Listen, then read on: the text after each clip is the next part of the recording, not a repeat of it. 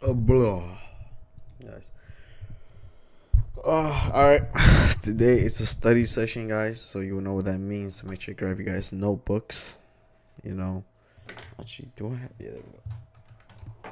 What the hell was that noise? Hopefully it was nothing bad, bro. Did I start recording? Shit, better. Okay. But either way, man, get ready, man, because we're gonna have to study, guys. Like you guys know, you never stop studying. And now we have a super, and I mean super long video. It's an hour and 15. I don't know if we're able to go through all of it, but we'll see, man. Like I said, it's a full-length class. Forex.com, committed to helping improve your trading skills with innovative tools. Did we watch this some of this, guys? No, we didn't. I watched it obviously before. Obviously, I want to tell you guys, I watched this before, right? Like I said, I watched this video like a long time ago.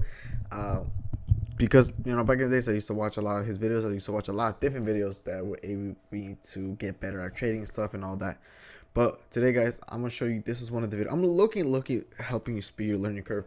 If you want to learn fast, you want to look at these videos, full-length classes. I'm telling you, full-length classes are usually, it's the fucking way. When it comes to Raj Camry, when his full-length classes do, he teaches everything you need to know in this one time. You just really get to study and we just listen over and over again until something clicks and you got it, right? But we're going to get started because it's a very long video.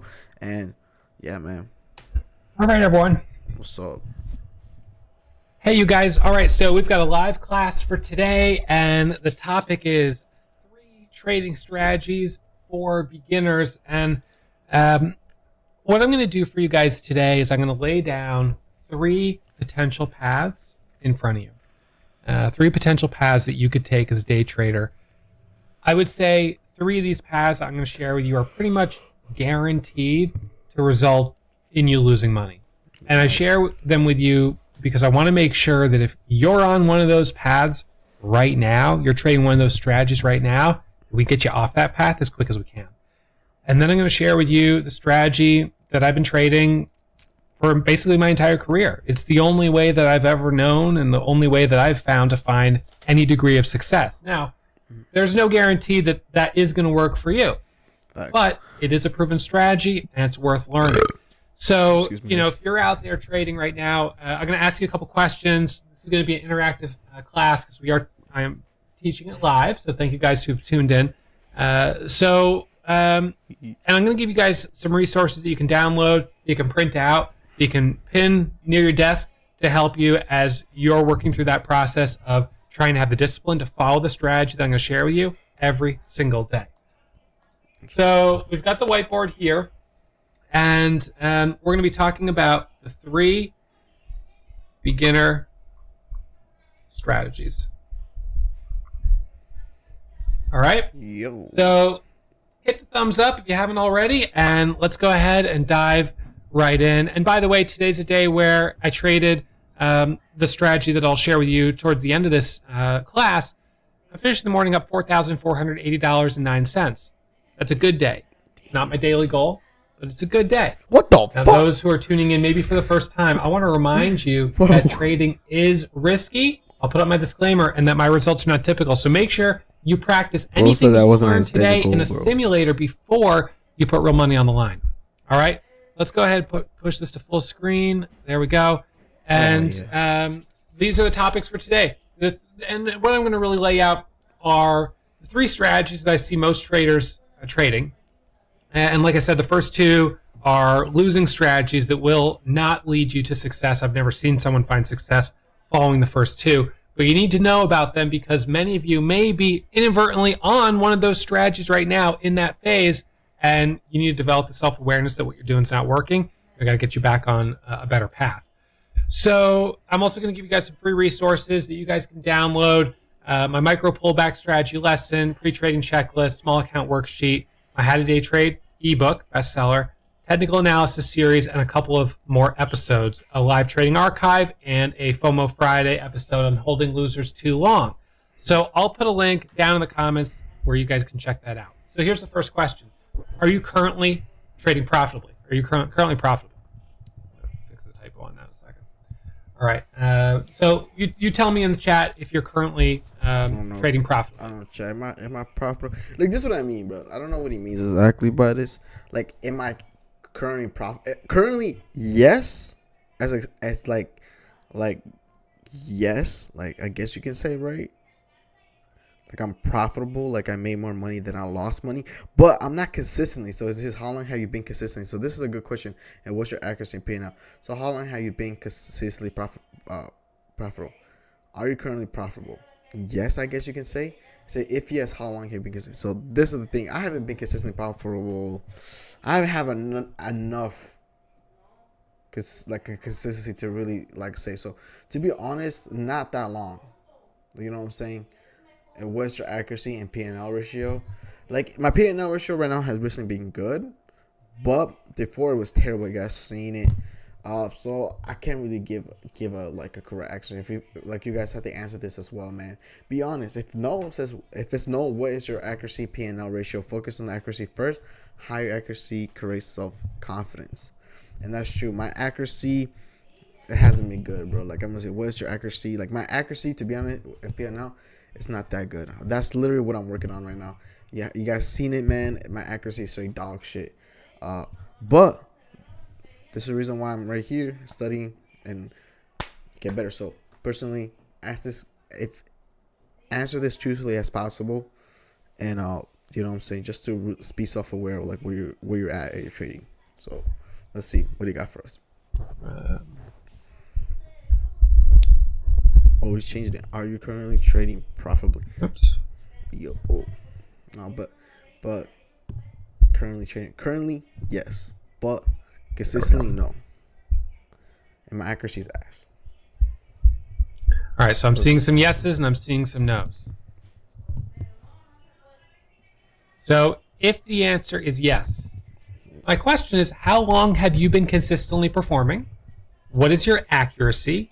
And what is your profit loss ratio? You should know these things about your trading. I know them about my own trading. I can see them right here. I always am tracking my metrics. I upload them at the end of each trading day, each week. I'm checking. Bro, I'm trying to get this, bro. This I'm trying to get this, but like, they actually charge you a month to have this, guys. And to be honest, man, I recommended you to do your own self. I mean, it's not going to be as good as this, to be honest. Like, this literally gives you everything about your trading. I say I recommend this later on your trading. For me, at least, because right now I'm tracking my trades, but I do like a spreadsheet. I do it on a spreadsheet. And it's all right. You know what I'm saying? It's doing the job. But compared to this, compared to this, it's fucking, my shit looks like fucking dog shit. But, no, man. But yeah, for sure, once I start becoming more profitable or like have more funds to be able to afford this, I'm obviously gonna buy this, dude. Honestly, this is so worth it, guys. Make sure to get this when you are able. Trade Review, there's another one. You can just check them out. Checking my metrics.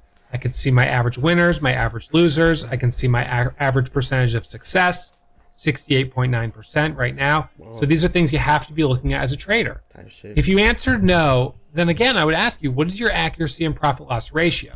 You're obviously, if you're answering no, you're producing losses, but we got to figure out why. So Stanford, who's logged in here, he says no, and accuracy is 40%. Mark says 50% year to date. Someone else says not yet. Yes, but in a simulator, so that's fine too. Another person on YouTube is saying 50% accuracy with a 2-to-1 profit loss ratio, 5 months profitable. Nice. Those are good metrics. That's good. Now, his accuracy is only 50%, which you might think is low, but he's able to make money because he's got a good profit loss ratio. Oh, yeah. So this is what I would always focus on. I'm going to jump back here over to the whiteboard. So you've got, I would say, sort of 3 core components to profitability. All right. So I'm going to go like this. So number 1 right here is accuracy. So that's the percentage of success, the percentage of the time that you're right and wrong. And then you've got over here to profit loss ratio. So you add up all your winners. So add all your winners right here and all your losers, and you take the average. So if your average winners are $100 and your average losers are 200, you've got a 1-to-2 profit loss ratio. That's a negative profit loss ratio. Yeah, not good. You need to be right 66% of the time just to break even with that kind of ratio. Now let's flip that the other way. Let's say you're trading the way this student is who just commented in the live chat, where his winners are, he's got 2 to 1. So his winners are 200, for instance, and his losers are 100. The dollar amount doesn't really matter. It's really the ratio, 2 to 1. And for him, he only needs to be right 33% of the time in order to break even. So at 50%, he's profitable. Now, if you're at exactly 1 to 1 on a profit-loss ratio, 50% becomes your break even, and then you want to be closer to 60% in order to be profitable. So I look at these 3 core components of profitability. Number 1 is accuracy. Number 2 is profit-loss ratio. And then number 3 over here is number 3, consistency. I'll just abbreviate it. All right, so consistency. And the question here is, over the course of 6 weeks, how many weeks are you green? Because what can happen, and this happens to a lot of traders, is you'll have a stretch where, let's say you have 9 green trades in a row. And you've got good profit-loss ratio, you're making money. And then on that 10th trade, you end up having a huge loss. So you could be a trader who has 90% accuracy, but is still losing money because on the 10th trade, you lose $10,000 or whatever it is. And if that keeps happening once a week, then you're going to be a losing trader. Now, if you can maintain good accuracy and good profit-loss ratios for 1 week, that's great. Can you do it for 2 weeks, for 3 weeks, for 4 weeks, for 5, 6, 8 weeks? So out of the last 6 weeks, how many weeks have you been green? So you guys tell me in the chat, out of the last 6 weeks, how many have been green? I don't expect it to be green necessarily 6 out of 6. You're going to have red weeks. It happens. I have red weeks too. So you might even have a red month. It's not great, but it can happen from time to time. The real question is, if you're able to be consistent, then you can start scaling your strategy. And if you're not consistent, which is it? Is it your accuracy or is it your profit-loss ratio? So what I would focus on is accuracy. Hell yeah. That's what I'd focus on first. So if you're a trader who said, no, I'm not profitable, I would say you need to focus on accuracy first. If your accuracy is only 40%, you're just not good at picking stocks to trade right now. You're not good at picking the right entries. I mean, that's just the truth, right? That's facts. That's facts. So we've got to get your accuracy higher. Once your accuracy improves, you know what follows? Accuracy, then you've got confidence. That's the track record. That's how we do it. So you've got your calendar, and you know this. Let's just say this is a calendar right here, and we'll just do 5 days. So when you start having green, green, green, you know, maybe a small red day, whatever, small red day here, small red day, and then green days, green days, green days, 1 red day a week, but mostly green, right? As long as you're mostly green, and this is what your month looks like, this creates a ton of confidence. This is where confidence comes from. That's a Now, good if you're a ass trader month. right now who's red, red, red, red, red, red, you're basically red every other day, it's hard to feel confident. I get that. Hell yeah. Start with accuracy. Focus on accuracy first. If you focus on accuracy, usually what will follow. That's facts. But you know what's crazy? What I was just thinking about and stuff. I was thinking about literal. I was thinking. Hold on. Ma, puedes parar. Estoy estudiando. Bro, I can't even chill. Damn. I have my guys. Keep in mind, I have my headphones on. You know what I'm saying? My doors closed and stuff. And I can still hear, my mom on the phone. I'm like, yo, I don't think my mom knows just because I think she doesn't know she's a loud talker. I feel like, but it's hard. But why? Why is that so loud though? Why is the phone so loud? I can hear it through my headphones. That shouldn't be possible. That phone hella loud. But basically, what I'm getting back to, basically, I got a little sidetracked. But basically, what I was saying, this guy, he's making a lot of sense, obviously, because the reason why, at least that comes to me, at least, is my accuracy hasn't been that great. Like, I see the setups and I don't take them, or just like okay, this is what I was thinking. But I'm just gonna spit my mind right. So basically, you know, earlier today I said, hey, I need a thermometer because there's stocks that come up. Because I realized, hey, I'm not really good. Well, my best attribute, at least when it comes up to trading, is when it's coming up or into a break. I'm really good at finding breakouts and getting entries in those breakouts. But I'm not really that good when it comes to, you know, like you guys saw, right? I'm trying to buy the, how did I say this? So it's retracing back, right? Like I find a level that it bounces off and then goes back up to a certain another level, right? That I haven't been that good at. Obviously, I'm still trying to get better. But what I really figured out, what I'm really good at, is when stocks are gonna break a new high. That's something I see myself being a relatively pretty decent at, and I personally like trading those the most. Those because there's a high probability of it going and continuing even higher, or you know what I'm saying. Pretty much that's usually the case. Like I have a higher chance of making probably higher chances of making a better trade. But just to sum it up, because I literally think I'm getting sidetracked because I'm literally hearing something else outside of the room and I'm trying to like concentrate at the same time. But overall, just put in simple terms, man. My accuracy when it comes to stocks breaking, like breaking the new high and getting in, or when I see when a lot of buyers are coming in, are pretty well. That's when I see myself doing the best, right?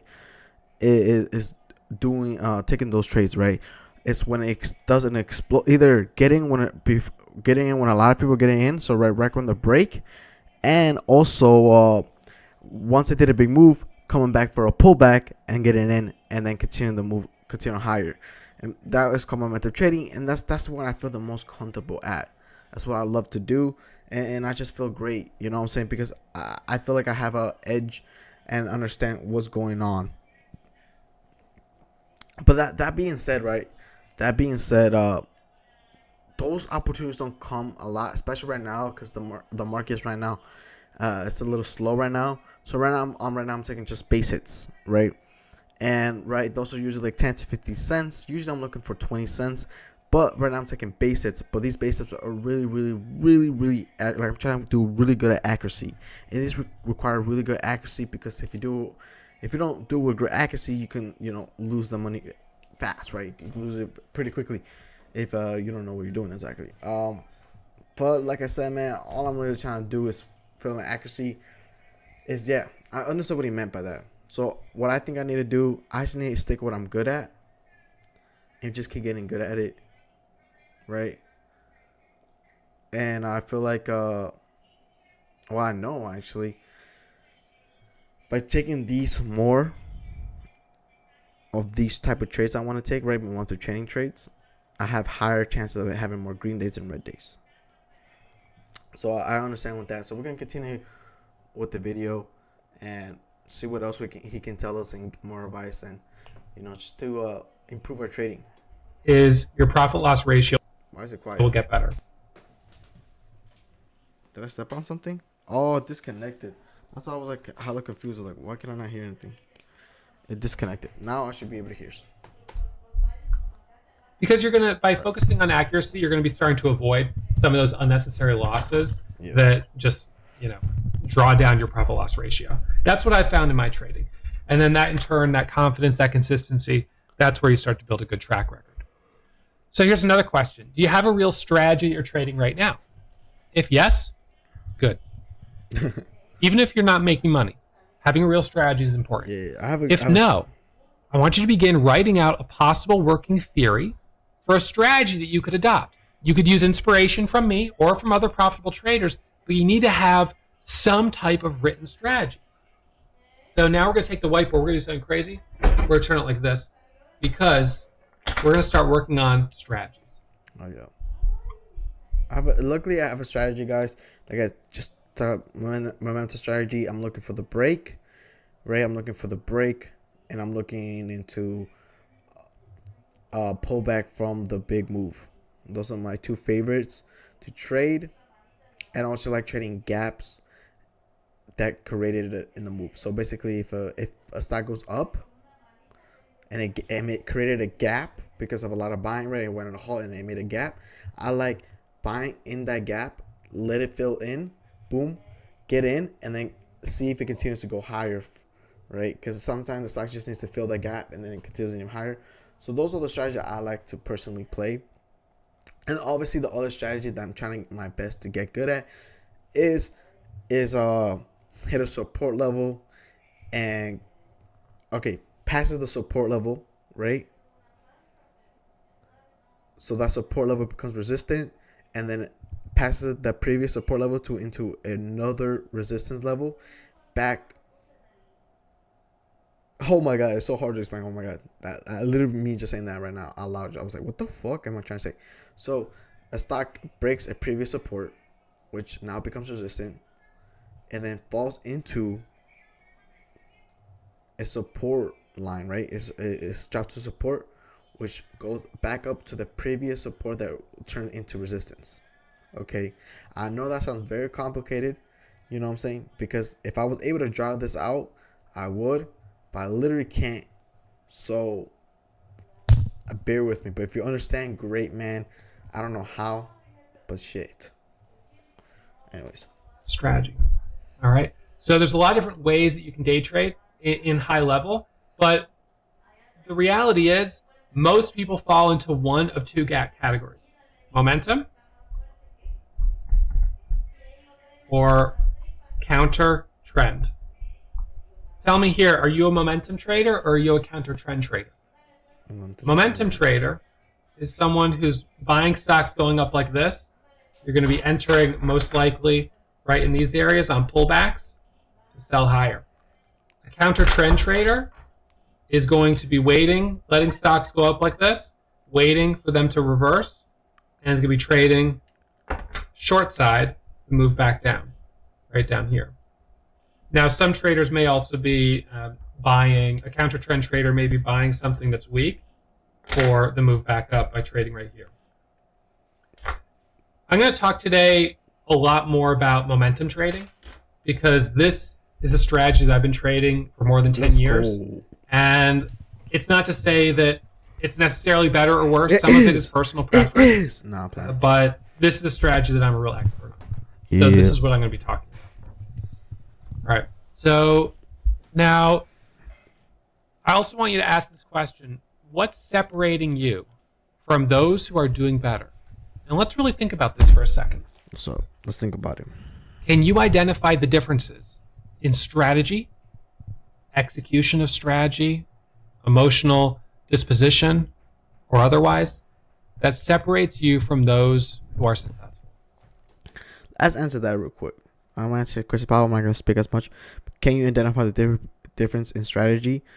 Oh, no. I think what the strategy I do is the same as the he does, but the execution of strategy is the big difference. What I noticed, he doesn't really hesitate. Once he see an opportunity, he takes it really quick. I sometimes hesitate, but honestly, most of the time, he doesn't hesitate. I do, and that's what this emotional disposition. So I guess what he's trying to say, like your composure and how you feel.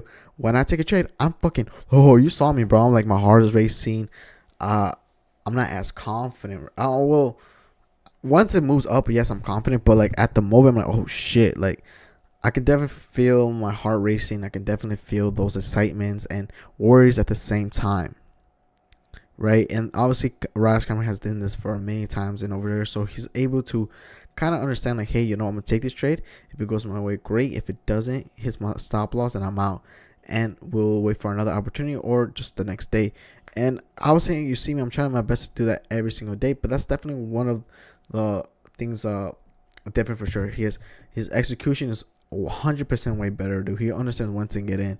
His emotion point is way better. So he's more composed and stuff, and that says or otherwise that separates you from those who are successful. But those are really the difference, I guess. That since I'm really new to the game, right, I'm like fucking like when I get in the trade, you guys see me like, oh, I'm really spectating. I'm really like, oh shit. Like I have the excitement and nervousness at the same time. So like obviously my emotions are very high. And I'm trying my best to compose it as much as I can as possible. And you know what I'm saying, instead of like telling myself, we'll see what happens, just let it play. Boo, I place the trade, cool. If it goes up, great. If not, you know what, we get it next time. And I feel like that's something that I really had to like really put inside my head, right, a lot. But I think that's one of the major ones. So, and the execution, of course, just once I'm able to see an opportunity quick, just get it quick as possible. Simple as that. Other than that, let's continue. Let's see what you got for us. What do you think is different from maybe a trader that you know who's been very successful, who's made $1 million or something like that? Now you might say, some of you might say, oh, he's got a bigger account. But don't use that. That's not to me a real reason. Account size, that's not a real reason. There's something more than that. Account sizes, you can trade with a small account, you're not going to make as much, but you could still produce good profit loss ratios. You could still be consistent. You could still grow that account. So is it that the actual strategy is different? The way they're trading, the stocks they're trading? Are you trading the same stocks? Are you trading different stocks? You could compare yourself to me. Are you trading the same stocks that I'm trading each day, or are you trading different stocks? No, I'm saying. Now, if you're trading a momentum strategy, you'd probably be trading a lot of the same stocks. Maybe not every day, but a lot of days. Yeah. Because most momentum traders are trading obvious stocks each day. Yeah, I'll be trading most of the. Are you giving into FOMO? Famous. Are you having a hard time following your rules? Are you getting, falling into these revenge trading cycles? You see another trader who's very disciplined, but you're not there. That could be a part of it. That's emotional disposition. There we go. Disposition. The reason I ask this question is because if you were doing everything that other trader was doing, if you were doing everything they were doing the same way, exact same way, you would expect that you would have a similar result. And so if you're not doing everything the exact same, then there's going to be a problem. Now, I want to be very clear that I don't want you to make an assumption or make a leap that you're going to be able to achieve the same result as me, because my results are not typical, and I have been doing this for a long time. But any difference in outcome has to be related to a difference in execution, a difference in the execution of the strategy. And that can be from a share size perspective. It can be from a risk tolerance. It can be a little bit from account size and tools at a certain point. But ultimately, my suspicion is that you are most likely in a place where you might see setups, but you're hesitating. So you're missing an entry that a more seasoned trader is taking. Yeah. Therefore, if it turns into a winner, you're missing that winner entirely.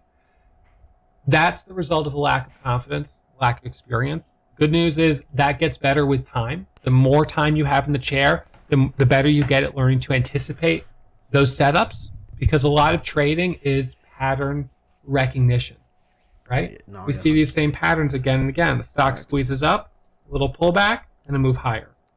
Stock squeezes up, pulls back, pops up, doesn't make new high, dips again, starts to curl, and then breaks out, right? These are patterns that we know so well.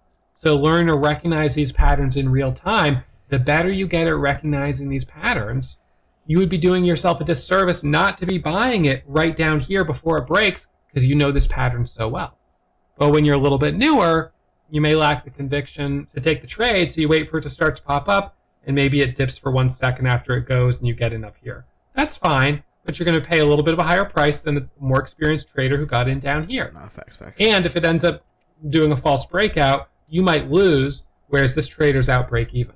And all of those can add up. Those very subtle differences in execution can add up to. That's what I want to start doing. Like you saw, guys, I bought into the break, which I could have, like today's trade, right? Today's trade, I bought into the break, right? And I was like, damn, slow down. It's not moving as much fast. I would have had a feeling it was going to go down. Even though it curled back up, it was very strange, right? But I did believe that it was going to go up. So I was like, okay, I can get it early here and just see if it breaks. If not, if it end up even going down, I wouldn't even take that big of a loss. And, like the next thing happened was, I took a loss, right? Because, I took right on the break. I was like, okay, but when this strategy only works when there's a lot of momentum going on and it continues to go higher. And it did. There was a point where it broke and I was waiting for a retest, and then I got the retest, and then I continued, and then I shot down.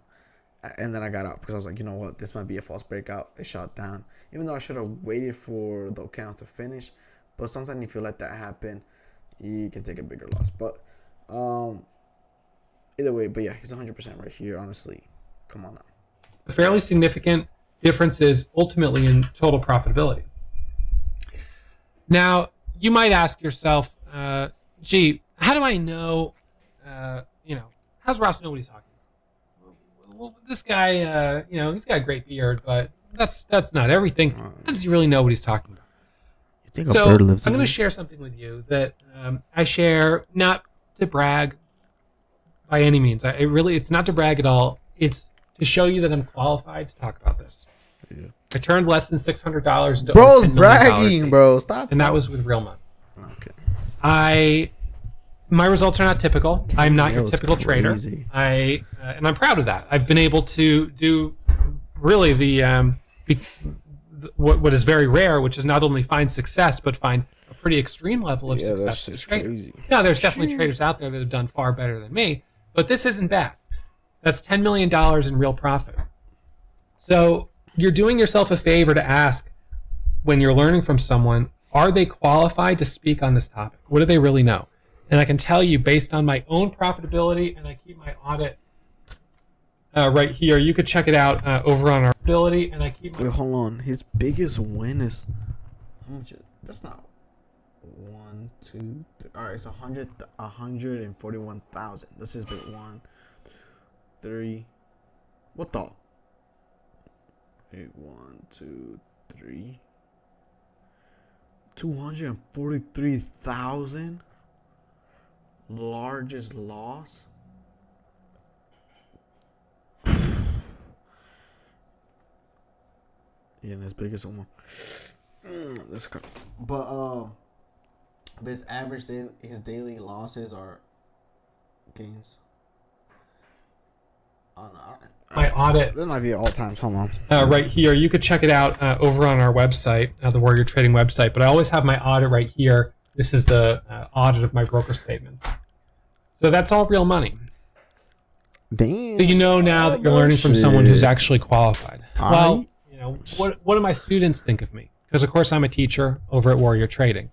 My students seem to like me also. 92% of over 2,000 students gave me a 5-star rating. They said I'm an excellent teacher. That feels pretty good. But it's not just my students. Business Insider and Investopedia both ranked Warrior Trading as one of the top classes for learning how to day trade. So I say all of that to encourage you to watch to the end of this episode, because you're learning from someone who is qualified, both in their own trading, but also as an 20 educator. minutes in. We got And hella. I put this class together today, really for those of you who've been tuning in on YouTube, asking me questions about strategy. And I've recognized that a lot of you are in phase 1, strategy 1, blind incompetence. How many of you know what I'm talking about here? Nah, I don't know what the hell you're talking about. Blind incompetence, unconscious incompetence. This is where most traders begin. This is where I began. But it's also where most traders end. It's where most careers end. Blind incompetence is boldly trading with no strategy. You're trying a little of this and a little of that, but with no written rules. Oh yeah, hell yeah, bro. Y'all saw that, bro. Y'all saw that, man. Yeah, I've been there, man. I've been there really bad, really bad. Ugh, terrible, disgusting. Don't even want to think about it. You saw that video that I saw, you guys. I don't know if you guys popped my last study session. Yeah, I've been there. Didn't have a strategy. I was doing some bullshit, and I paid the price for it. Luckily, it was a paper account, paper trading account. But Jesus, man, even some of the beginning, like I think of the beginning of the day 1 or day 2, day 3. Something like that. You'll see like some shit. Like obviously I had a strategy ish, but it was still ass. Until I found out like more about momentum, I went back to the roots. I started like becoming more better. How to trade, and with no historical data supporting trading with real money. You're shooting from the hip. Yeah. And yet I can't totally blame you, because this is unconsciously incompetent.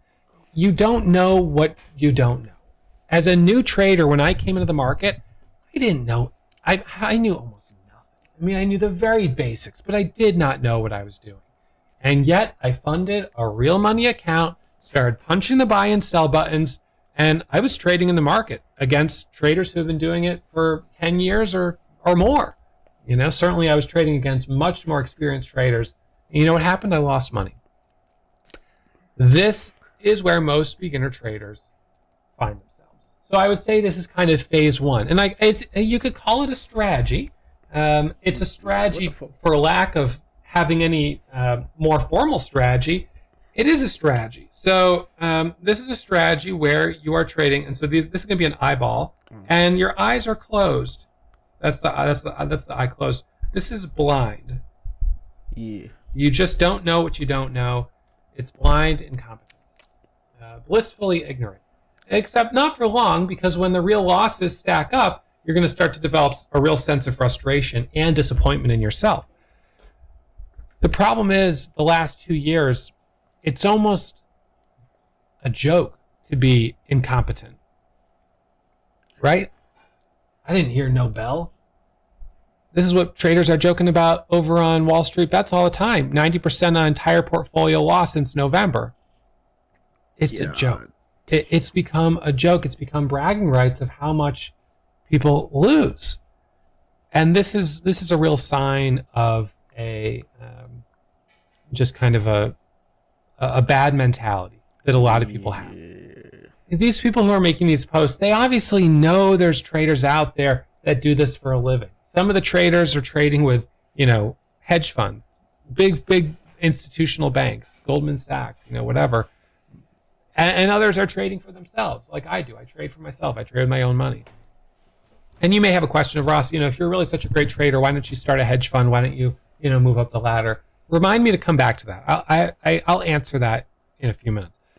But the problem is, in this first phase of blind incompetence, it's become a bit of a joke. How many traders just carelessly lose their money, gambling on lottery ticket type of trades, hoping to have the next GameStop, and that's not a strategy. Buying lottery tickets is not a strategy. Let's be honest, that's gambling. And so what a lot of traders experience is, perhaps if you're lucky, you get a little beginner's luck. I got a little bit of beginner's luck in my first year of trading. My first year of trading, I made some money. But overconfidence set in quick. I then became stubborn, frustrated, and I was watching my account get smaller and smaller. In fact, I was going into the negative. I was experiencing a drawdown. And this is where phase one, I suppose, ends for a lot of traders. This is where traders are exiting. They're leaving. They're like, well, that's it. I lost X amount. For some people, this might be $1,000. For some, it might be $10,000. For some, it might be $100,000. For some, it might be $1 million or more. Damn. This is the place where traders give up. They give up here. They give up here. They give up here. This is where they head for the exit. They just say, that's it. I'm done. And unfortunately, they never get to these phases of trading where obviously all the rewards are found. To reap your rewards here, you've got to pay your dues. And that means you've got to spend a lot of time studying and a lot of time practicing. And you've got to develop your own track record of success, ideally in a simulator. But with real money, perhaps with small size will be fine. Some of you may be in various states of this equity curve. You may be in the beginner's luck phase. Maybe beginner's luck came for you in 2020, 2021, or 2022. And now you're in this phase here of you're drawing down. You're trying to figure out, what can I do differently? How do I change things? And I'm going to share with you, of course, what's worked very well for me. But this is a phase that a lot of traders find themselves in. So if you're in this phase, I want to reassure you, on the one hand, that I was there at one point too, and I was able to push through it. But I also want to warn you that some people, and many people, don't make it through. And part of that may be because they don't take the time to really figure out exactly what they're doing wrong and what separates them from traders who are more successful. Hell yeah. So I want to show you through this class, I'm going to show you a couple of short little videos. This next video is a video of some of our students talking about their golden rules. And I think it's always helpful to hear from traders other than just me. So let's hear about some of their golden rules. So,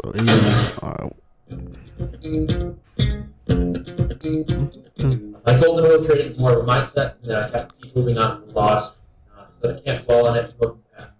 The only way that I can grow as a trader is to look at it and learn from it and move forward. One of my golden rules is good habits will make you much more rich than any single day P&L. My golden rules would be not to have too many rules. I found that oftentimes my rules would really put me in a box in trading, and I would be afraid to break these rules, and it would also make me afraid to take some trades. My golden rules are to keep my red days to a minimum and to keep studying the markets. I really put a really big emphasis on studying the markets every day to stay up to date, which in turn helps me keep my red days down to a minimum. My golden rules are less is more, stick to your strategy, and know that every day is progress. Even losing days are a learning opportunity. My biggest rule is to live trade another day. I always cut my losses super quick and always just want to give myself tomorrow to be better.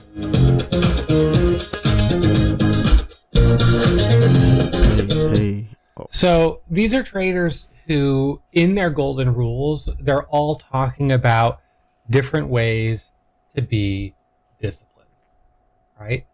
Now, phase 2, strategy 2, this is the emotional trading strategy. And I want to share this one with you because this is a strategy that I've certainly traded on many days in my career. This was certainly a long phase in my career. But even now, there are times where I fall into this emotional trading strategy. So an emotional trading strategy is a style of trading where you may or may not have a written strategy. But even if you do, instead of following the rules of that strategy, you give in to emotions and you begin trading erratically. The path to losing is comparing yourself to others. When you start comparing yourself to other people, that is a quick ticket to losing money. And I'm going to talk about that more in just a minute, but it then makes me think inversely, is the path to success about keeping your head down, pacing yourself, setting modest goals for yourself, striving to hit them consistently, and not spending time looking at what this person or that person or the next person is doing, but just comparing yourself to yourself, trying to do a little bit better each day. This is something that I learned early on. When I was earlier in my career, had really... Oops, I'll switch to this one. No, it's fine. I'll switch to this one. When I was earlier in my career, I remember trading a penny stock, and this was one of the worst losses that I'd had in my first 2 years of trading. And there were all these traders who were talking about it. They were like, it was just like GameStop in a way. Everyone was talking about buying this penny stock, buying it. It was going to go, to the moon. It was going to go to $8, $10 a share. And people were like, don't sell, hold your position, hold the line, hold your positions. And I held. And I kind of got caught up in everyone talking about how much this stock could go up and this and that. And instead of follow my own gut and follow the rules of my strategy, which was to take a small profit off the table when I had it, I just held the whole thing. And of course it was a winner. And then it turned back to break even. But I didn't sell it. No, this is just a short-term dip. The correction's coming. It's going to roll back. It's going to come back up. As soon as it bounces off this moving average, it's going to come back up. Oh, God. It starts going lower and lower. Oh. Next thing you know, I ended up losing $15,000 on this stock. Oh, Which fuck. at that time was, that was more than half my account. It was gone. That's fucking a lot. And Fuck.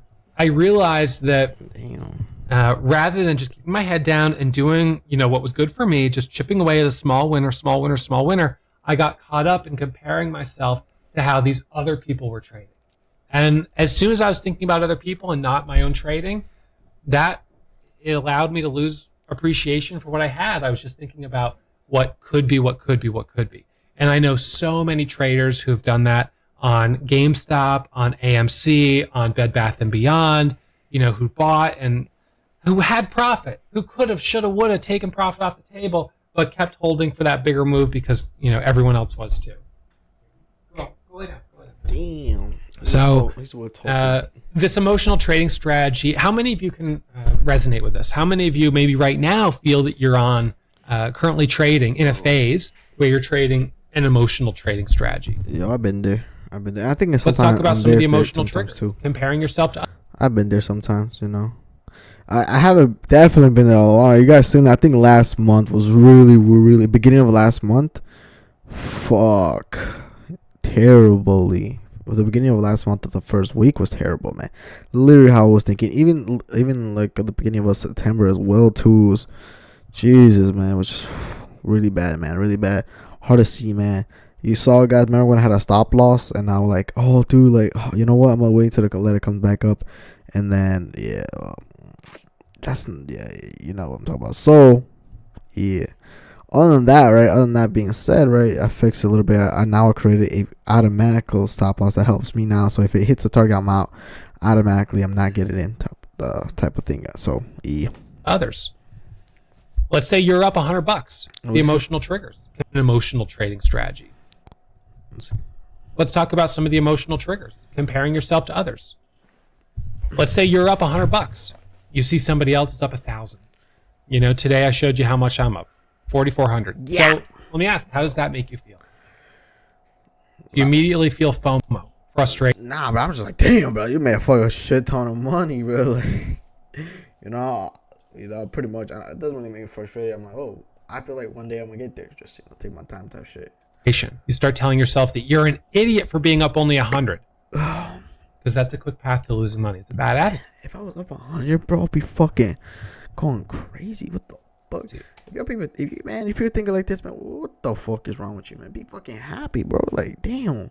Even if it's $5, go crazy. I mean, obviously, depending on, like, you know, your account size, right? Like, say if you had $100, you make say you have $100 in your account and you make $5, dude, that's honestly amazing. That's 5% what you make. That's honestly fucking amazing, dude. I look at percentage wise, not how much you make. Look at percentage wise. Trust. Now it happens to me too. Yesterday I had a pretty good day. I was up 8,500. I saw another trader post that he was up 100,000, $101,000 in one day. Now that's a pretty fantastic day. I've had days like that before, but it's been a while. Jeez. And immediately, you know, what's the first thing you feel? On the one, some of you are better than me. You say, I'm happy for you. I'm just really happy for you. Good for you. You're probably just saying that. I don't even believe you. Now maybe I'm a little too competitive. I'm certainly happy for anyone that achieves success. I don't want to knock anyone down. I want to be careful about how I say this. I'm not trying to knock anyone down. I love seeing my students outperforming. I love seeing them do well. However, when I see people doing really well, it makes me feel insecure, like I haven't done enough. I'm capable of doing better. I should be doing better. I beat myself up. Now, that's competition, you know, and trading it's not necessarily that we're competing against each other, but you know, you see someone else doing better, someone who's got a lot of drive wants to do better, and that's a natural response. The problem here in this industry is that everyone is posting their P&Ls on YouTube, on Twitter, and most of them are only posting when they're green. So you're inundated with a flood of all of these people talking about how much money they're making. Now, occasionally, if you go on Reddit, you'll see people bragging about how much they're losing. But aside from there, collectively, people put out a much rosier picture of themselves than is true. And that can be very difficult for beginner traders because it creates a sense of everyone is doing well except for me. Everyone is doing better than me. And this is what I've realized. When you're no longer appreciative of the profit that you've made, it's extremely easy to be reckless and to give it back. Facts. It's very easy to be reckless and give it back. Facts. Now, it is definitely motivating to see someone who's made 50,000 or 100,000 or $1 million or more. Yeah. But when you're in a place where you're not happy with your trading, you feel like you could be doing better, and then you keep seeing all these people around you throwing down really big numbers, that can create this emotional response. So for me, okay, let's think about this. I have that emotional response. I feel FOMO. I feel frustration. So That's an emotional feeling. How does that create action? Well, the next time I see a stock moving up, maybe that's the one where I take a bigger position. I'm now overcompensating, right? So now I'm sort of giving into this emotion. Now the emotion is actually starting to dictate the way I'm trading my strategy. I'm becoming an emotional trader. I'm taking maybe a position size that's way too big. Maybe I have a base hit, I'm up 15, 20 cents a share, and I don't sell it. Now I'm looking for a home run. Maybe I add to the position. Oh shit, bro, that's me, bro. Oh my god, that's fucking me, bro. That's fuck. Oh fuck, I hate it. Dude, it sucks, man. Cause looky, I look for a base hit when it comes to fucking those, and I'm like thinking, oh wait, I hit it. I think it might continue to go higher, honestly, and then it fucks me in the ass so hard, and I'm like, fuck, it hurts. I want it to stop hurting. So yeah, man, that's stupid. Fuck, I'm telling you, bases. I mean, his bases are what, 15 to 20 cents, bro. My bases are 10 to 15 cents, a little bit less, right? But yeah, man, it's crazy. All right, let's continue. Position. Maybe I take a massive position, and you know what? Maybe it ends up working. Is it really a success if it worked because emotion pushed you to this place? I don't think so. And what's worse is that could be the one trade that ends up, popping up a little bit and then jackknife dropping, and then you take a massive loss. And the only person that you're with at the end of each day is you.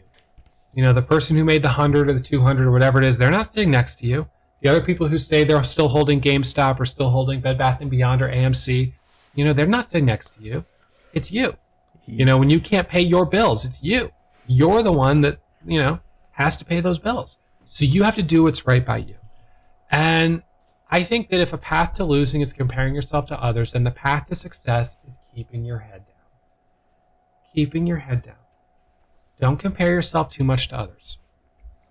Now, of course, I do my recaps and things like that. And I do that because I like to make sure that everyone sees, what was moving each day. But I want to encourage you when you're watching that to think more about the stocks that I'm trading. Are you trading the same stocks? Are you trading the right stocks? And don't try to compare yourself to me. If you want to, be where I'm at, expect it's going to take at least 10 years because I've been doing this for a long time. And even then, there's no guarantee that you'll find the success. So, I'm not your typical trader. Don't compare yourself to me.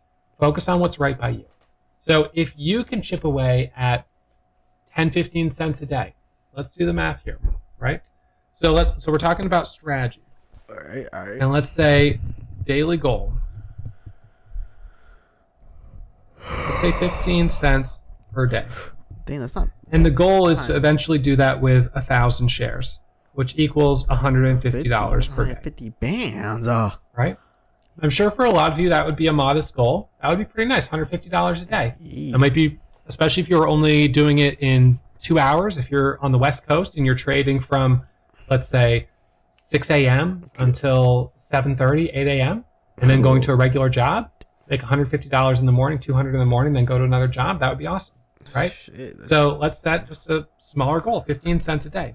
Yeah, that's a really small. So now we're looking for a strategy that's going to help you find 15 cents per share out of the market each day. You'll do it with 1,000 shares. Okay, look, we're not trying to get rich here. We're not trying to do anything crazy. 15 cents a day, that's all we're looking for. But we want to try to do it consistently. And we want to try to do it in one trade each day. All right, so let's think about this a little bit more. We're going to come back to the strategy. I'm going to talk about another emotional trigger, being green and giving it all back. You hit your daily goal of $100, and then you overstayed your welcome and you went red. Now you're down 50. This can become a trigger. It can be definitely a big trigger for me. Instead of accepting the relatively small $50 loss, you begin revenge trading, trying to recoup losses. This can then spiral into bigger and bigger risk-taking and bigger losses. In hindsight, you'll ask yourself, why didn't I stop sooner? But it's because in those moments you were emotionally hijacked. Emotions got the better of you. So you might not have expected that trading would require such a close relationship with understanding your emotions. Essentially, am I trading from a place that's emotionally fueled, or am I trading from a place that's calm, cool, and collected? Trading requires a very high level of emotional awareness. These are some of the emotional triggers. All right, bro. Look, what I'm trying to do, basically, I'm trying to add this to a new playlist because I feel like I shouldn't create a new playlist that are really educational.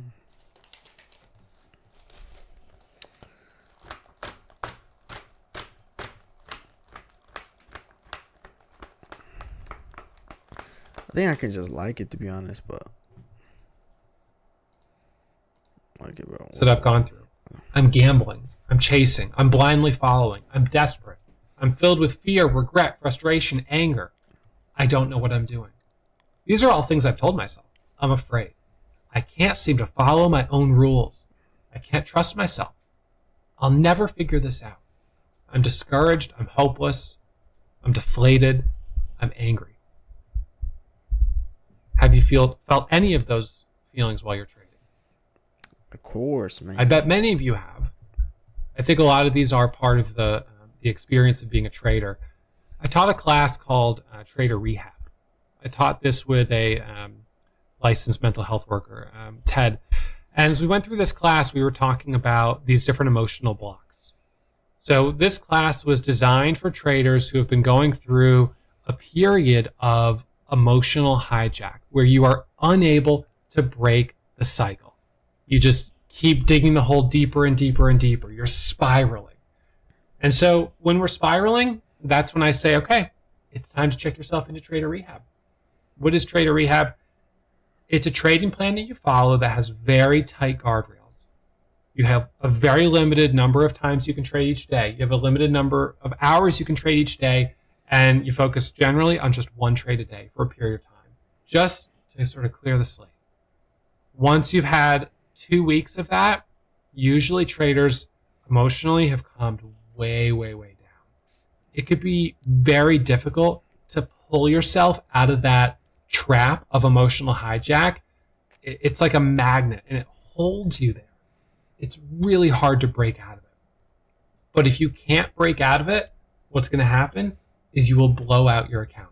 Ugh. You will just keep spiraling and spiraling and spiraling and spiraling until you blow up your account. And then once your account has been blown up, you won't be able to trade for a few weeks. And then through that period of time, that's when you're going to start to decompress because you don't have a trading account. Well, by the time you've decompressed and you come back and looked at it, with fresh perspective, it's too late. The account's gone. You're not going to be able to rebuild because you blew up the account. Maybe you can fund a new account and it might go well for a little while unless this happens again. You get sucked back into this cycle. So for me, it's been really important to learn my triggers and to do everything I can to keep myself emotionally even keeled so I can come in each day ready to maximize on opportunities without dealing with the emotion of FOMO or frustration or not following my rules or this and that. Trying to make it all back in one trade. Right. You've got to learn to trade one day at a time. And sometimes you take these big losses and you have to be in the trenches for a while you recoup those losses. The trenches for Phase real. 3 is the development of your own day trading strategy. This is the ultimate place that you want to get to. So there's a lot of traders that in these 3 paths that I laid out in front of you. The first path is the blind trader. This is the blindly incompetent.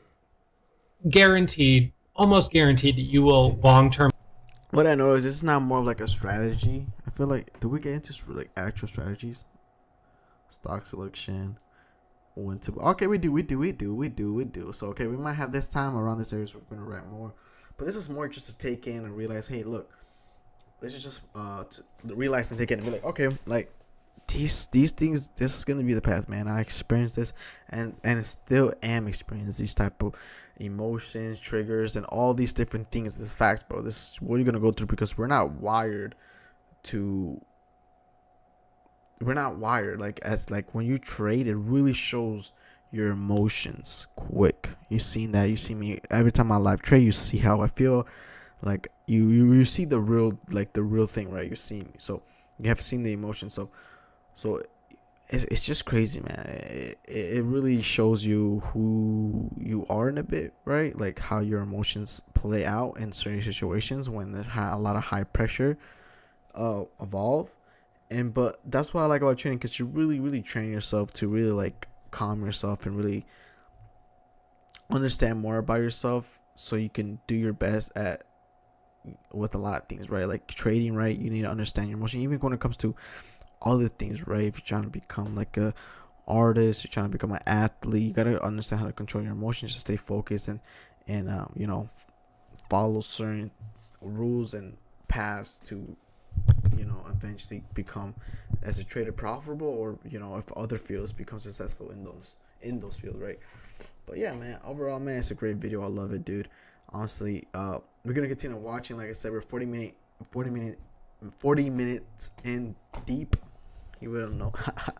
Nah, but yeah, man, we're gonna continue watching. I really love this video. I hope you guys are enjoying as well, man. I'm enjoying it. I haven't wrote anything down yet, because it's more about like understanding yourself and your emotions. This is more for like psychology. So if you did end up watching some of this, like I said, guys, you guys write down anything you feel like is gonna be important to you. Write it down. This obviously is really important, but I would have written this down. Obviously, once we start getting to the strategy around this right here, that's when I'm gonna start writing more things down, because that's what my main focus is momentum trading, is to realize that, to put it in. After that, we're gonna learn more about other things, about more other things. I think next we might hit up risk management, right? Risk management, and then after that, we're gonna do trading psychology, which is gonna be a whole long fucking thing. Trust me, you'll see. But let's continue watching. Lose money if you're trading from blind incompetence. Now, perhaps in an especially bullish market, you could have enough beginner's luck, but that's not going to be sustained over 10 years. My shit's fucked. The second strategy and the second phase a lot of traders fall into is emotional trading. They may or may not have a strategy. Sometimes they do, because the implication is that in phase 1 there's no strategy, and in phase 2 there's a bit more strategy. Whether or not it's really a working strategy is sort of to be determined. But in phase 2, you've got a strategy that you're trading, but you keep getting hijacked by emotions. Yeah. And so the outcome of your strategy is really inconsistent. It's erratic. The results are not predictable because emotions are coming in and throwing off the way you trade. It's affecting your entries, your exits, and everything else. And then you have the third strategy. If you can get through phase 1, phase 2, then you get to phase 3, which is the development of your own day trading strategy and the discipline to follow the strategy. It's weird. A strategy should be back tested with historical data to prove profitability. You can create your own strategy, or you can adopt a strategy proven by somebody else. But if you adopt a strategy that someone else's, like mine, you have to prove in a sim that you can trade it profitably. Just because it works for someone else, you know, look, let's just say someone has a dirt bike and can do a backflip. I can get on a dirt bike. It's not going to guarantee that I can do a backflip, right? You have to bring your own skills to that strategy.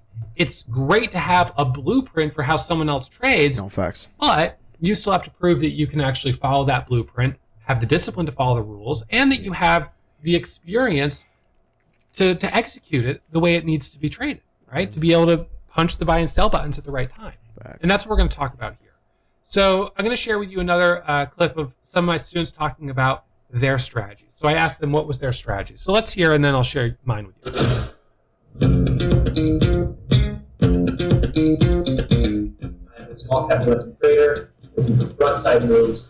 I'll look for dips that kind of go into where shorts will get squeezed and look for the biggest moves we can. My strategy, I would say, is momentum-based strategy. Stocks going straight up. Essentially, is raw strategy, I like small cap stocks. I'm a small cap momentum trader. My favorite strategy is going to be trading the theme in small caps. The long buy is small cap momentum trading. My strategy is small cap momentum trading. I like fast moving stocks with high rate of change and high relative volume. The longer the range of the candlestick, the better. I like fast moving stocks that have strong momentum intraday and a good daily chart. All right. So that gives you a sense of some of the strategies that a few of my students are trading. And you can probably recognize that they're all fairly similar to the strategy that I trade. I am a momentum day trader. So I want to share with you sort of the outline of this strategy: stock selection, entry requirements, and position management. So let's start with stock selection. All right, and we're still referring back to this goal here of 15 cents a day. All right, so we have a goal of producing 15 cents a day per share of profit. How do we do it? Let's start with the right type of stock to trade. A big part of trading is managing risk. And I think by choosing the right type of stocks to trade, you can significantly reduce your risk. Trading low quality, bad stocks is going to increase your losses. So there's no question that trading the right stocks helps reduce risk. But what is the right stock to trade? Well, the right stock to trade is going to be relative to the strategy that you trade. So for me, as a momentum trader, I'm looking for stocks that are going to be moving up quickly, right? We want to trade something that's going to be squeezing up, moving higher, moving higher. So, all right, what is, and I just got distracted there by your comment. Yes, I'm talking about the average. For average profit loss ratio, we're looking at the average of all the profits, the average of all the losers. So I'm looking at the averages, not the sum. All right, so let's continue. So for momentum trading, we're looking for something that's moving up like this. So what's the type of stock that's going to move up like that? Why would a stock, and you call it out for those of you in chat, why would a stock go up 50% in one day, for instance? Well, typically, it's going to have some kind of news. Oh, news. Yeah, so we like to see that there's a news event driving the stock higher. Now, if we have news, and the news is positive, what's that going to do? That's going to bring buyers into the stock. That's going to create above average volume today. Now, if that above average volume, if the news is bad, then the stock's going to be down, not interested. But if the above average volume is to the buy side, the stock is going to be driven up. So having above average volume, at least 5 times higher than average, and having the stock already up at least 10% are pretty much minimum requirements for me to be willing to trade a stock. Now you might say, Ross, this all seems arbitrary. Well, I assure you it's not. This is based on historical data. Right here, this is all the historical data that supports what I'm sharing with you right now. See my performance right there? So what is that? Performance by instrument relative volume. 500% means 5 times higher. That's where I make money, right there. Higher volume is better, right? I make more money on stocks that have more than 25 million shares of volume. This is where I'm going to thrive. Now, this gets into something a little bit more complex that we'll talk about maybe a little bit later, continuation. But then this is another one here. This is where the profit is. It's on stocks up more than 10%. Right there. Plain as day. Okay, so now we know that. And there's no question about it. We just have to figure out how to find these stocks in real time. So we're looking for 5 times average volume, up 10%. We want to see that there's a news event. Most day traders prefer stocks between 1 and 20. We can, again, go back to my metrics up here and I can show you my price. So price, right here, this is where I make the most money, right? So between 2 and 20. Now I do make a little bit over 20. I'm not going to say that's nothing. I mean, it's 12% up to 50. Above 50, 5%. So, again, you can make a little bit. What I'll tell you, though, is that when it starts to get more expensive, these can also be riskier. You can have some big losses when you get into this price range. It can be very quick to have those big losses. So for most beginner traders, focusing between 2 and 20, 2 and 10, maybe 2 and 12 is going to be a little bit better. And then on the supply side, you see here demand, demand, demand, demand. These all are indicators of high demand. Right? All of this indicates there's a lot of demand for this stock today. But there is a supply factor. When a company does an initial public offering, they're selling shares onto the open market. So if a company sells, let's say, 10 million shares onto the market in their IPO, and they sell them at, let's just say, we could say $2 a share. That'd be super low. Well, it doesn't really matter. It's just for the sake of argument. They would raise $20 million, right? $20 million right there. Now, from that point forward, there's only 10 million shares available to trade. Now, the company can do a couple things. They can do what's called a secondary offering. If they have an S3, that's a shelf registration, they could do a secondary offering. So a year later, they could sell another 5 million shares onto the open market, funds the company, that money goes in the company. Now they've got a 15 million share float. And then they could also do stock splits and stuff like that. So the float can change a little bit. But for the most part, on any given day when we're trading a stock, the float is fixed. All right, so there's a certain number of shares available to trade. And when that number of shares is limited, then the price moves up very quickly as traders are clamoring to get a piece of the action. This is true with anything else. It's the housing market, it's supply and demand, it's the car market, it's the caviar market. It doesn't really matter. These are all markets of supply and demand. Except what's, of course, amazing about the stock market is that these imbalances between supply and demand can create 50%, 100%, 200% intraday moves, which presents an incredible opportunity. Now we can look here. Let's see. I'll just show you, for instance, today. So right now, today, our top gainers, we have this stock up 98%. This one's up 70%. This one's up 55%, 54%, 50%. I mean, every single one of these stocks are up more than 20% today.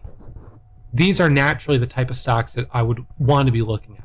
Now, they're not all going to hold up all day long. Some of them, like this one, might make a nice move from 7 to 12 and then come back down. Others keep going higher for multiple days in a row. It depends on the quality of the catalyst. It depends on market sentiment. This stock hit a high today of about $4. Yesterday, it was at like $1.50. So, multi-day moves. That's not totally uncommon. Certainly when we see it, it's great because that presents a wonderful opportunity. Okay, so this is an example of stock selection. All right, so does this stock check all the boxes? GFAI on this particular day. So it's on our gap scan. It's up 42%. This is the software that my students use at Warrior Trading. I actually have a development team that built it out. So it's also the same software that I use. So this stock is up 42%. It is our second leading percentage gainer in the entire stock market. The relative volume right here is 7.18. Okay, so check, it's up more than 10%. Check, it's got relative volume of more than 5. All right, does it have news? The answer is yes. What's the price? Is it between 2 and 20? Yes, the price is $12.70. And what's the float? The number of shares available to trade right here is 1.28. And yet it has 24 million shares of volume, which means people are buying and selling, buying and selling, buying and selling. This one is being very actively traded. And look at the momentum. Look at the move. This stock went from a low of $9 all the way up to $18 a share. That's a 100% intraday move. This $18 stock went from a low of $9 all the way up to $18 a share. That's a 100% intraday move. This presents a huge opportunity. That's the type of stock that we want to be trading. Okay, so again, let's circle back. What's the goal? 15 cents a day. All right, so is this stock the type of stock that can help us meet the goal? It's absolutely the right type of stock. And today, I found several stocks that were also the right type of stocks. In fact, I find the right type of stocks most days that I'm trading. Most days I'm able to finish in the green. So let's now talk about where to buy the right type of stock. And by the way, for those that are just tuning in, I hope you hit the thumbs up. Hopefully you're subscribed to the channel. It really does make a huge difference to our channel to have you guys subscribing and hitting the thumbs up. So I hope you do it if you enjoy this episode. All right, so let's talk a little bit about entry requirements. All right, so let's assume that we've successfully identified what we believe is a stock that meets all of our criteria for having momentum. And let's say it's already moving up. So we've already gotten a couple of nice green candles. We've gotten one candle going up, another candle going up, another candle going up. Well, what do I do? Where do I buy this thing? It's already super strong. It's going straight up. Did I miss the whole move? So what I'm going to show you here is one of my favorite entry setups. And I trade many different setups, but this is one of my favorite. And we'll hear from some of my students about some of their favorites in a few minutes. So number one, the typical pullback will usually have 2 to 3 red candles. All right, let's see. We're gonna write this down, guys. So make sure we write it. So let's write it down. The typical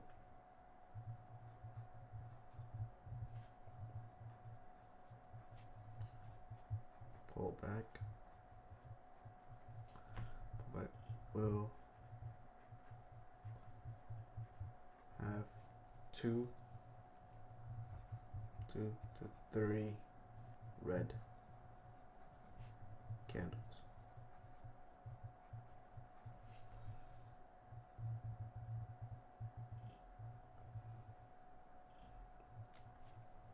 Okay. Second one. Whoops, there's a goofy. Second one. Let's see. Enter during the pull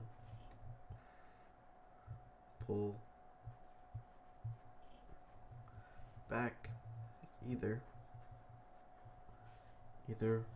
as close to the moving average as possible. Okay, that's something else, right? That's an indicator that he uses to get in as for pullbacks. But what was it close to? That's right there.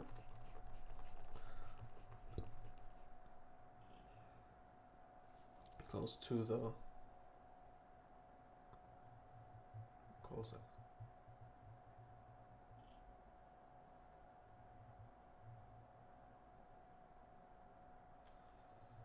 Alright, that's what to the moving average as possible.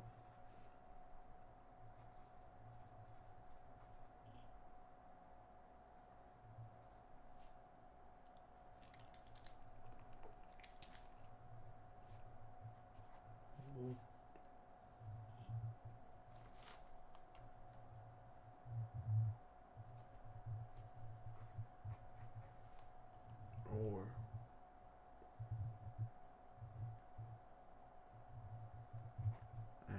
as soon as the first candle makes a new high. Okay, that makes sense. So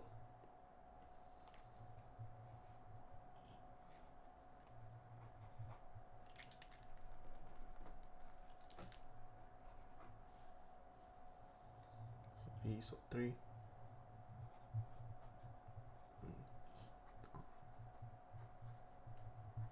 loss set set stop at the low.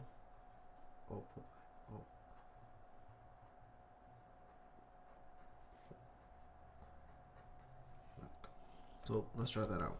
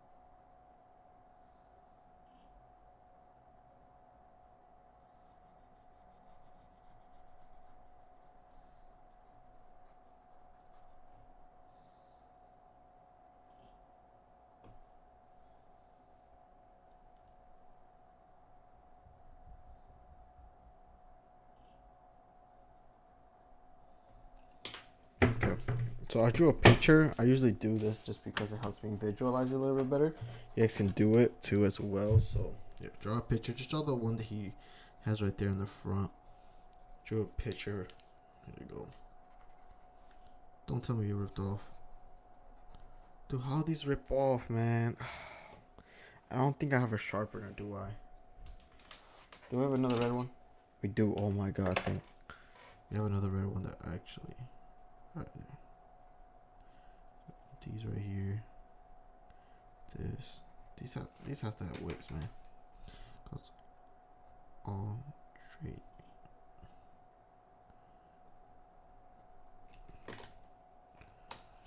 This green candle right here. A big candle right here. Boom.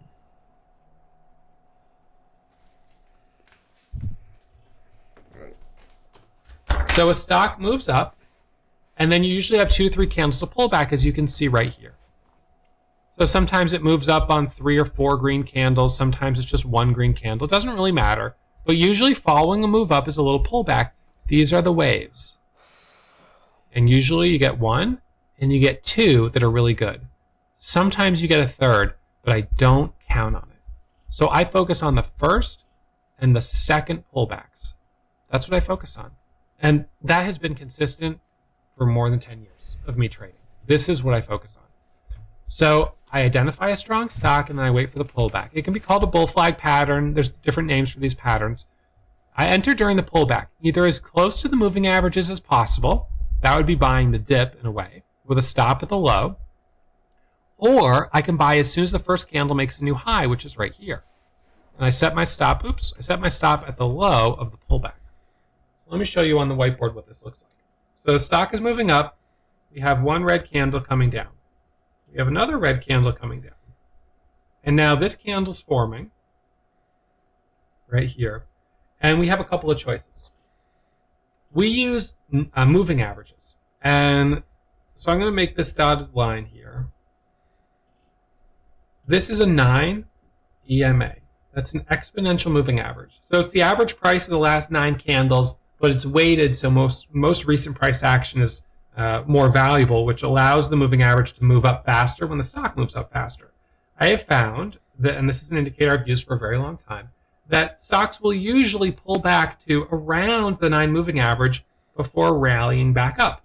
Now, sometimes if you have a stock that's incredibly strong, it won't pull back all the way to the moving average. It'll just keep going higher. But this is usually a pretty safe spot to look for an entry. So as the stock is getting close, let's say this current price right here is $9, let's just say. And the 9 moving average, let's say, is at that blue line right there is at, $8.80. So if that's the case, I could go ahead and take a starter position at 9, and let's say I buy, 1,000 shares at 9 with a stop at 9.80. Now I'd only do that if I thought I had the profit target of 9.40, 9.50, but let's say the high a day up here is $10. So that's $10. So that would more than justify the return. And then as the stock starts to come back up here, oops, this would be a green candle, of course. So as the stock starts to come back up here, this is where we're getting resolution. And I'm going to show you a couple of these patterns that actually played out. The more conservative way, and what a lot of beginner traders will do, is they'll wait, and buy the second this candle breaks the high of the last candle. That's this price right here. So that cross is your entry. And that, let's say that's 9.20. Now, the advantage of that entry is you typically get immediate confirmation. The stock immediately resolves and goes up. Or it drops, but you immediately get resolution. You don't have to sit and wait. And more often than not, this pattern resolves to the upside, which is why I like it so much. So as a conservative trader looking for that 15 cents a day, a good entry right here would probably be about around 9.18 to anticipate that this is about to break with a profit target of like 9.30, 9.35. You lock up your 15 cents, you shut it down, you don't compare yourself to other people, you take the profit off the table, you come back, you do it again tomorrow. It doesn't matter if this thing goes up to $20, you did what you had to do for you. And you're going to keep doing that every single day. You do that for 10 days in a row. You try to get 8, 9 green days. Now, it might be one of those days you get it at 9:20 and then it drops back down to 9. You stop out, you take your loss, you get out as quick as you can. I'm going to talk about exit indicators and signs of weakness in just a moment. So you want to get out as quick as you can. But as a beginner trader right now, your job is to build consistency. So that means get in, get green, and get out, and I don't want to see you until tomorrow. All right. I tell traders that all the time. I say get in, get green, get out. You don't go broke taking profit. So the entry here is as soon as this candle makes a new high right there. And I dropped my green marker, but actually I have another one right here. But it doesn't really matter. So these are both supposed to be green candles. There you go. Okay. So anyways, your entry is at that sort of mark right there. Okay, so now let's look at the charts. So here's an example of this happening. All right, so this is a stock, and this is a 5-minute time frame, but you can trade this on both 5-minute and 1-minute time frames. Either one is fine. So we're looking at the stock squeezing up. We've got 1, 2, 3, 4, 5 green candles in a row. We can't just chase it in the middle of this move. We have to wait for a pullback. And you know what? If it doesn't pull back, I don't care how high it goes. It doesn't matter. I don't even feel FOMO because it never gave me a good entry. I can only trade it if it gives me a good entry. Now this one's giving an entry. The the gray line right here is our 9 moving average. It comes down. It starts to get close to that level. And now, like I said, you have two choices. You can either be a buyer near the moving average in this area in the middle, right in there, or you can wait for confirmation and get in right there as that first candle makes a new high, which is $4.24. In this case, this is a lower price stock, so the difference between getting in at the bottom and the high is only 6 cents. So it's not really a super significant difference. And in this case, you get to move back up to 450, which would have more than covered your 15-cent target.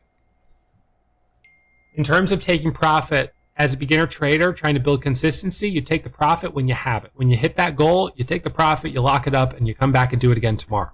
Once you've gained a little bit of confidence, you start holding longer until you see an exit indicator. This is another example where you had a momentary short pullback here, which does qualify. It's not picture perfect, but it works. We resolve to the upside, and then there's another pullback here. Remember what I said about trading the first and the second pullbacks. The third pullbacks, I don't like to trade. So I leave those alone. So first and second pullbacks. This one right here, you could have taken an entry as the first candle made the new high, or you could have bought near the 9 moving average with a stop just below that moving average. Now, the only problem is sometimes it could stop out and you look back on the chart and you think, gosh, I didn't have any confirmation to buy. And that's true, but you only took a starter, you set a stop, and you let it work. That's a little bit more advanced because when you're focusing on just getting 15 cents, you're not scaling in and scaling out. You're doing one entry and one exit. So you're not going to really be getting into taking starters and then adding. That's a bit more advanced. Here's another example. Nice big squeeze up, a pullback. First candle makes a new high right here and then pulls away right there. Second pullback. 3 red candles. First candle makes a new high right off the 9 moving average, pulls away right here. Third pullback fails, right? But that's okay. We already knew that was a possibility, and I didn't trade it because the success rate on third pullbacks is not as strong as first and second. Here's another one. Stock squeezes up, pull back, stop at the low, squeezes higher, sideways, a little bit of a dip down to the 9 moving average, squeezes up, pull back to the 9, dips a little below it, but remember, this is the third pullback right here, so this one carries risk. Now, this is an example where the third ended up going, but a bit of a topping tail, dips back down, goes a little further, pulls back, goes a little further. Now, this is a stock that went from $6 to $14. When a stock is this parabolic, there's so many people watching it that sometimes it can be a little irrationally strong. A stock that's only up 15 or 20%, you're probably not going to get these types of third, fourth, and fifth pullbacks. But when you have something that's really strong, it will sometimes work. Okay, so now let's talk about taking profit. I want to take profit at or before the first signs of weakness if I'm focusing on this 15-cent per day goal. You just want to get in and get out, get in and get out. Get in and get out, get in and So get out. when I first take the trade, I want to see strength. Yo. What does strength look like? Green on the tape. What is Oh, the shit. tape? So Oh, the tape is shit. I forgot. Yo, this is a little romance, but this is fact, bro. We gotta write this down before. All right. Boys and girls, ladies and gentlemen, please write this down. This literally makes me a ton. Big confirmation right here. Can this go away, please? Please. Maybe if I'm click. What if I click away? But why is it not going away? I want this to go. Alright, whatever. It doesn't matter. Alright. The first sign of weak. What? What? No. When first take a try, I want to see strength. Alright. These are the signs of strength. Alright. Signs.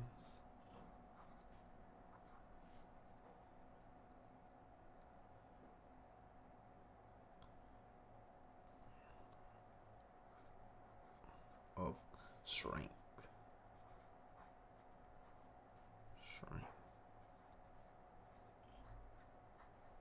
Alright. 1. Green on the tape. Boom. 2. Let's see right now. So, green on the tape, right? Second, right? Price moving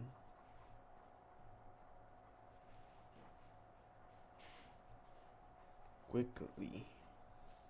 Price moving quickly away from entry. From entry. Alright, good. Third.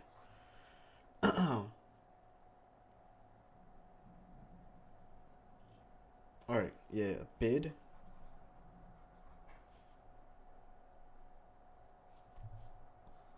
Support of buyers on the level 2. So basically what he means by this in the third one, bid supports a buyer on level 2. So basically what he's saying, so you have a bid and an ask, right, guys? So basically when there's a lot of buyers coming in, it's going to stack up, right? So we're going to have a bids. It's going to have a bid price, say people are trying to buy at $5. They're going to be 1, 2, 5. The number is going to be, but if it's a lot, say that it's right on the bid on $5, say it's going to say the ticker. No, it's not going to say ticker. It's going to be like a whatever, the fucking, I forgot what it is. Direct shit, bro. But basically, that doesn't matter. So basically, it's going to show how many people are buying. So if that number keeps going up, say if it goes from 1, 2, 10, 100, 200, that means that's a lot of people are buying. A lot of people are buying that stock for a lot. A lot of people are buying that stock very fast, very quickly, and so it's stacking up. So you want to see those numbers stack up and get bigger and bigger in the bid, right? Right. So that's what it basically means. So the fourth is I feel I can responsibly adjust stop to break even and today. That makes yeah. So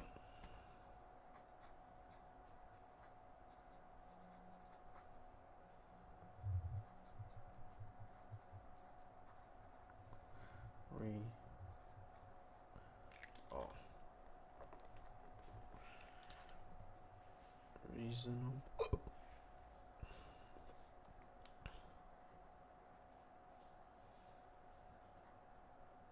Adjust stop to break even and take risk off the table.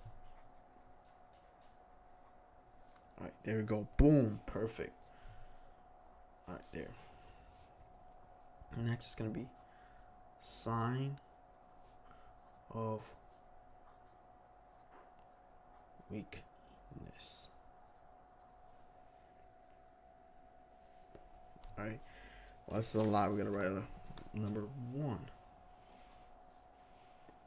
A big cock. I'm not playing. A big seller appears on the level 2.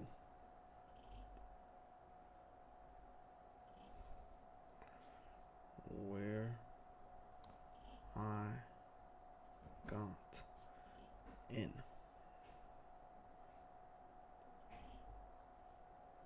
Or just a few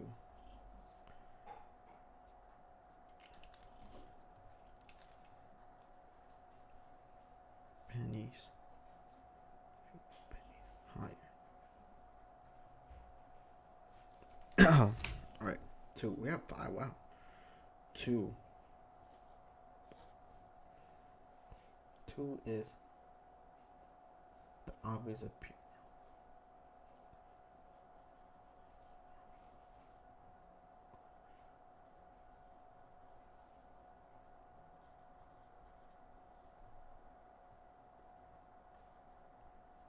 appears of hidden sellers. Sellers buy orders going through, but not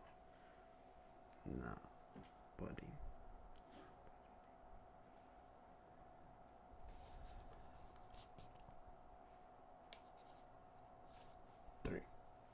A large burst. A large burst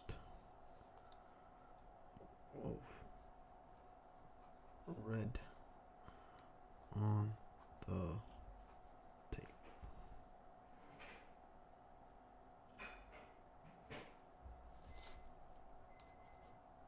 4.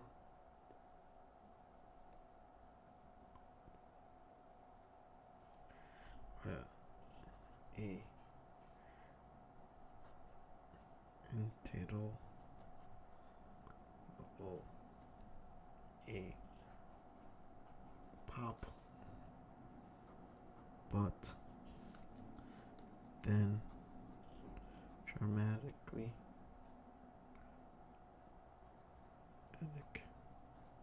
reverses.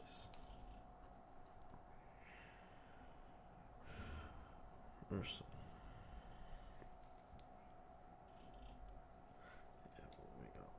And then 5. 5th. So I don't like entry on red counts.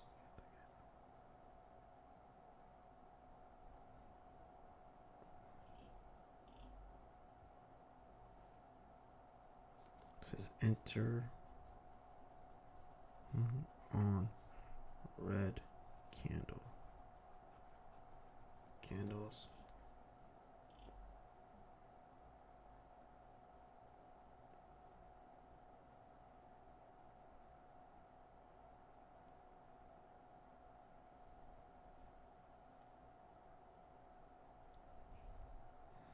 So if the candle turns red while in the trade,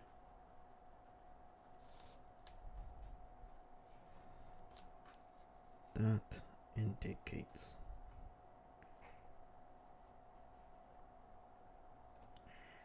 weakness.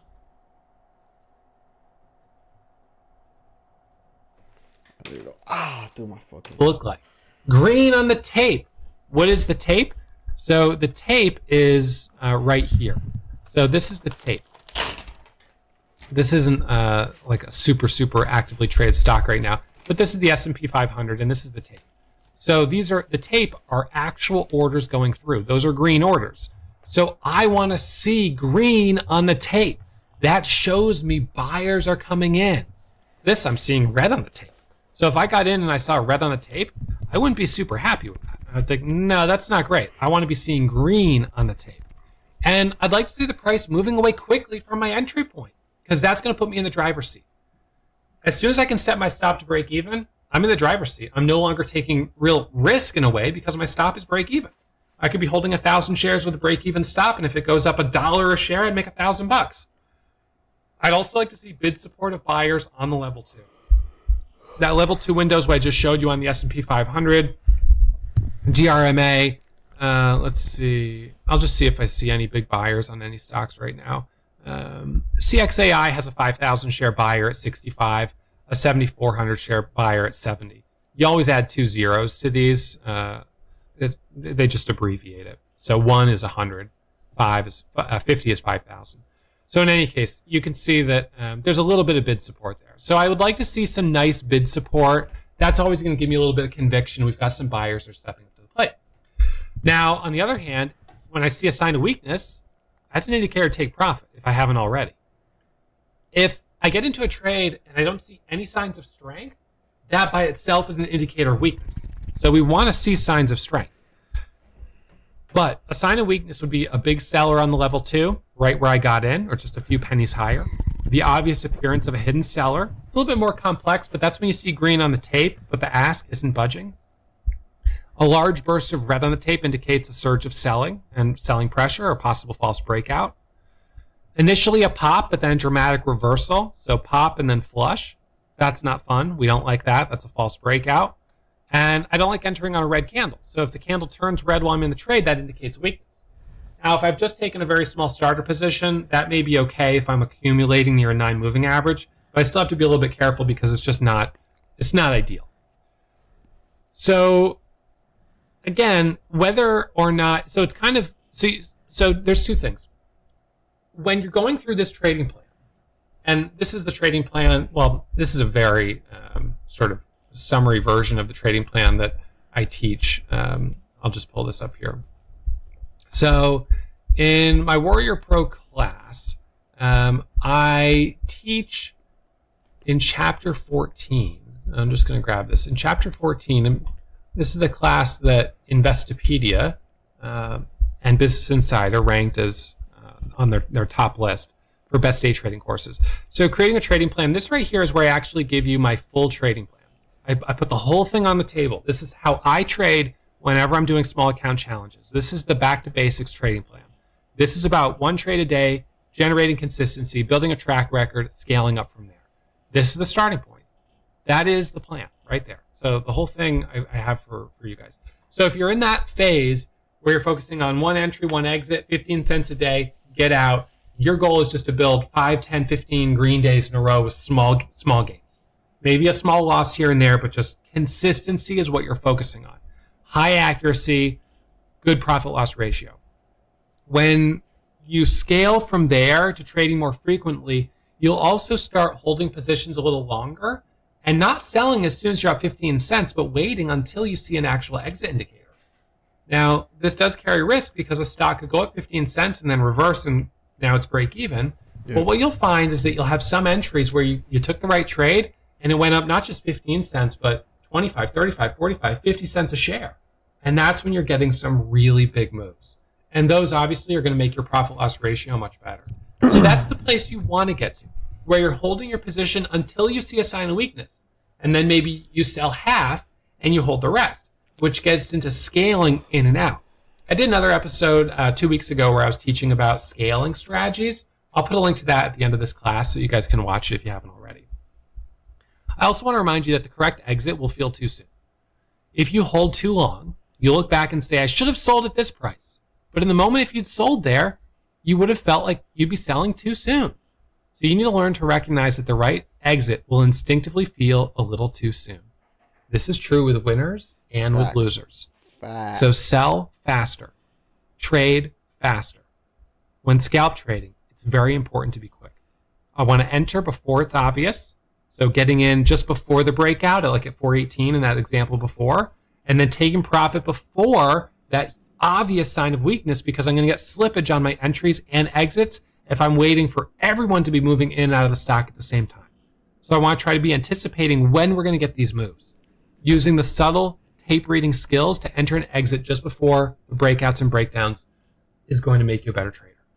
It means learning to anticipate what a stock is going to do. And you're going to leave money on the table. And that's why you want to keep your head down and don't compare yourself to other people.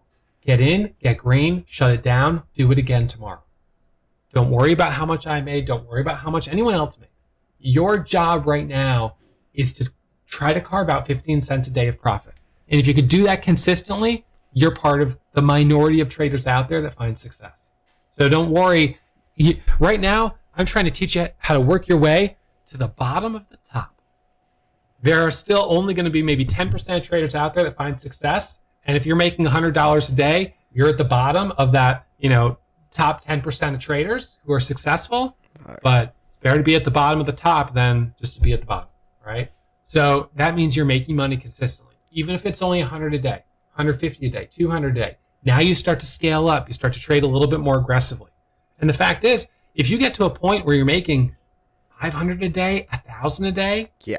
$2,000 a day, Yeah. you're not only in the, you're no longer in the bottom of the top 10% of traders. You're now moving your way up. And in fact, you're in the top 1% of income earners when you're getting into those six-figure incomes. I mean, this starts to really be significant.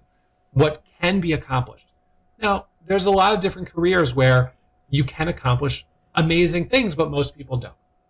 And I know traders who've been trading for more than 10 years and are six-figure traders. They're averaging, 150 to 200,000 a year, but they haven't become seven-figure traders. So something I talked about recently is that a goldfish will grow to the size of their bowl, right? I have a pond, and I have some fish that are about 3 feet long. These are some big fish. They're growing to the size of the pond. They can grow big. Now, I had them in fish tanks inside when they were like this big. A trader will grow to their level of risk tolerance. You'll grow to your comfort zone. If you want to push your comfort zone, then you can continue to grow, but you have to conscientiously, affirmatively pushing the edges of your comfort zone. No, facts. I think that in order to experience the most growth as a trader, you need to constantly be trading right at the edge of your comfort zone. You will fall, but you're never going to grow if you don't fall. That's, I'm teaching my son how to ski, and we're going skiing, and I said, listen, am I going to fall? We all fall. You're going to watch me fall. Skiing is not about not falling. That's not a really good goal. It's about having fun, obviously, with skiing.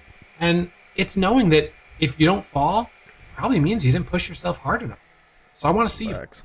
It's okay. Shit. It's okay to lose money trading. It's okay to have losses. It's okay to have days where you went big and it didn't pay off. But that's not probably where you're at right now. Where you're at right now, you might still be in phase 1 of blind incompetence.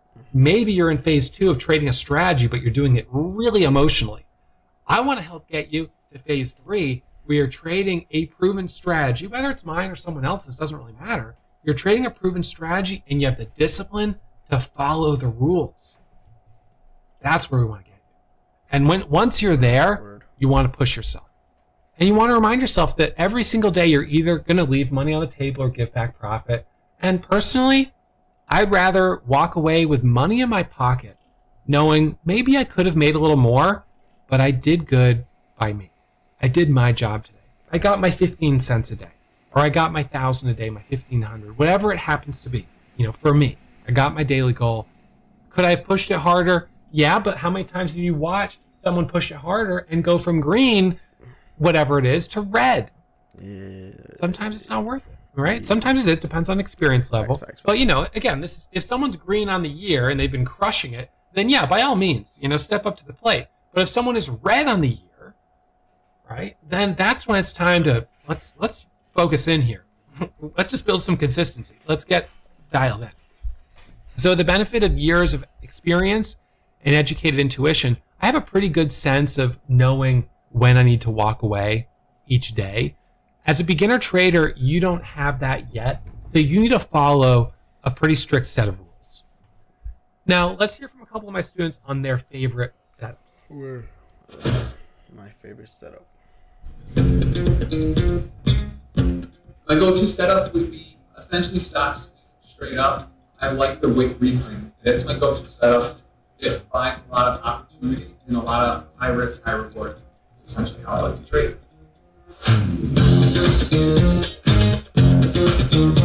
My two favorite strategies are a washout long after a catalyst-driven parabolic move, and then sub VWAP traps.